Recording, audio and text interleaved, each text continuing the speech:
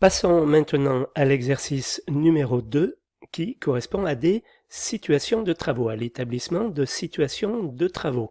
Donc ça, de la même manière, c'est donc l'entrepreneur qui va la faire valider par le maître d'œuvre, parce qu'ils ont déjà vérifié ensemble sur le chantier l'avancement des travaux. À partir de l'avancement des travaux, le maître d'œuvre fait donc une situation, lui aussi, de son côté. La situation, il l'envoie pour avis à l'entrepreneur, et l'entrepreneur valide de son côté aussi. Alors, en marché privé ou en marché public, comment je dirais, ça peut être l'un ou l'autre. Enfin, en marché privé, ça peut être l'un ou l'autre qui le fait. En marché public, c'est le maître d'œuvre qui fait valider par l'entrepreneur. Voilà. Donc là, on va voir l'établissement de situation de travaux. Donc on vous dit à partir du DQE que vous avez, des avancements que l'on vous donne, et du cadre de situation, établir les situations mensuelles de travaux en cumulé. Donc l'avancement des travaux relevés sur chantier. Alors déjà, on a un DQE joint, le DQE on l'a ici, avec donc l'affaire c'est la résidence, construction d'un immeuble de logement, et on a donc des certains nombres d'ouvrages, leurs unités, la quantité, le prix unitaire et donc le total par ouvrage. Voilà. Ensuite, on a donc une feuille de situation, donc où on a toujours les ouvrages, les unités, les quantités, mais on a le pourcentage d'avancement cumulé, la quantité avancée cumulée donc, et toujours notre prix unitaire, et pour obtenir le total de pour chaque situation.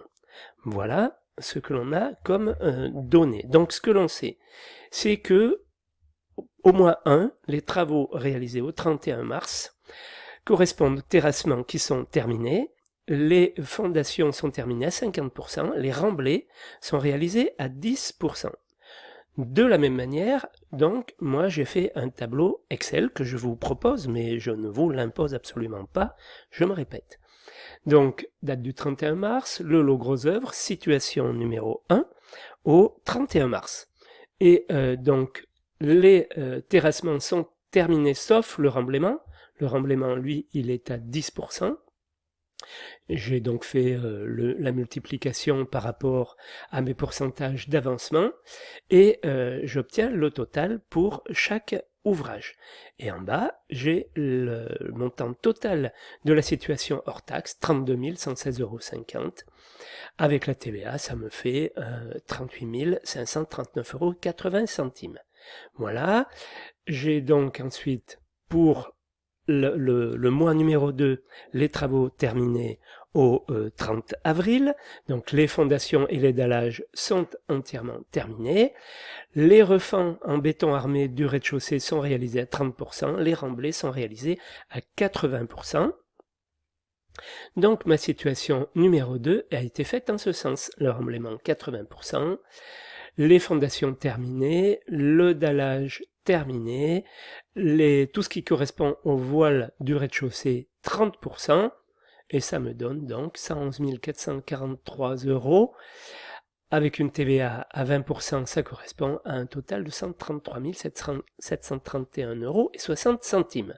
Voilà, j'ai fait de la même manière pour la situation numéro 3 au 31 mai, avec l'avancement qui m'est donné, voilà, et la situation numéro 4 où j'ai terminé les travaux et où j'arrive au solde, c'est-à-dire nos 190 667 € hors taxe, avec une TVA à 20%, ça correspond à un total TTC de 228 800,40 €. Voilà, comme je vous répète, c'est une façon de voir, mais vous pouvez faire à votre façon. Faites quelque chose qui fonctionne pour vous.